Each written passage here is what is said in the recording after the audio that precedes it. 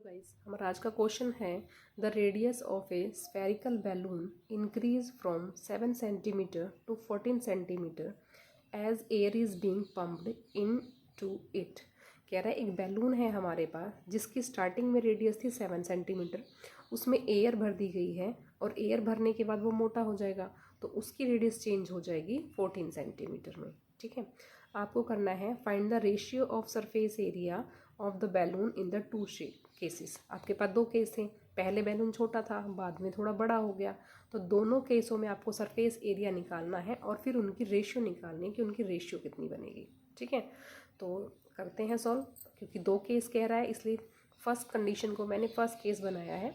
Case one में क्या है, रेडियस ऑफ बैलून, जिसे मैंने R1 ले लिया क्योंकि हमारे पास दो रेडियस हैं। पहली रेडियस R1 हो गई 7 सेंटीमीटर।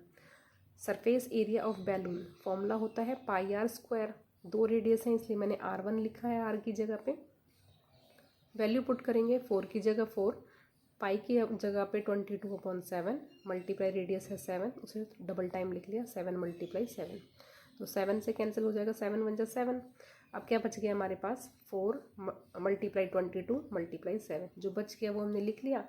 अब तीनों को जब हम मल्टीप्लाई करेंगे तो हमारे पास आएगा 616 सेंटीमीटर स्क्वायर।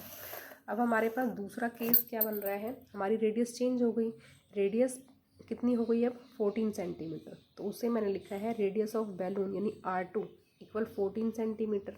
हमें निकालना है surface area of balloon, formula वही होगा पाई आर स्क्वायर। दोनों में कन्फ्यूज़न ना हो इसलिए मैंने सेकेंड रेडियस को R2 दे दिया है। ठीक है, अब यहाँ वैल्यू पुट करेंगे, 4 की जगह लिखेंगे 4, पाई की जगह लिखेंगे 22/7, R है हमारी 14 × 14, कैंसिल करेंगे 7 × 1 = 7, 7 × 2 = 14। क्या बच गया हमारे पास 4 × 22 × 14 × 2। इन तीनों को जब हम मल्टीप्लाई करेंगे तो हमारे पास आएगा 2464 सेंटीमीटर स्क्वायर। आप ये कैलकुलेशन खुद से अपने आप करके देख सकते हैं। अब हमें क्या कहा था क्वेश्चन में, हमें रेशियो के लिए कहा था, रेशियो निकालनी है दोनों केसेस की। ठीक है, तो फर्स्ट कंडीशन में हमारा आंसर कितना आया था 616। ठीक है, और सेकंड कंडीशन में हमारा आंसर कितना आया था 2464। अब हम इसे किसी भी टेबल से कैंसिल कर सकते हैं, 2 से 3 से, जिससे भी ये कैंसिल हो जाए। हम इसे पहले मैं इसे 3 से करके देखती हूँ। 3 से हो जाएगा, 3 से नहीं होगा, 2 से करेंगे। 2 से करेंगे 2 × 3 = 6, 2 × 3 = 6, 1 कैंसिल नहीं होगा इसलिए 0 आएगा, 2 × 8 = 16।